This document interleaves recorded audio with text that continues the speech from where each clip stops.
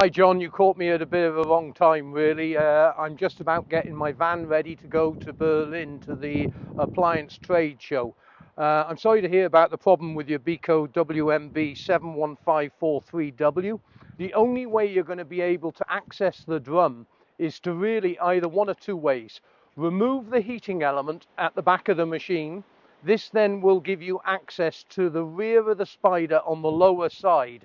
You might be able to get a coat hanger in there and bend it upwards and try and actually dislodge the bra wire that way. The only other way of doing it really is either with the sump hose, dropping the sump hose off the machine and seeing if you can actually get sight of the actual bra wire from there.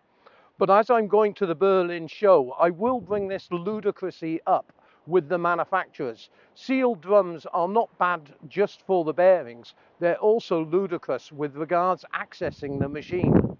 I've created you a web page specifically on your model of machine. It has the workshop manual with all the error codes, diagnostic procedure and wiring diagrams as well. And it also explains every component on the machine. There is also exploded views of your machine showing every component. And on the page, I've put all the relevant videos to assist you in your repair.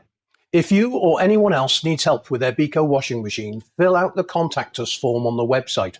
Make sure you give us your full model number and serial number, but most importantly, make sure you leave us a detailed description of the fault. Better still, why don't you upload a video to YouTube, send me the link, I'll be able to have a look at the problem and then be able to help you better. Making this page for you took me a while, so please remember to support the website by giving us a thumbs up on our YouTube channel and subscribing, and also sharing the channel to your friends and family. We don't just make videos on washing machines. We do cookers, dishwashers, tumble dryers, fridge freezers, and many other types of appliance.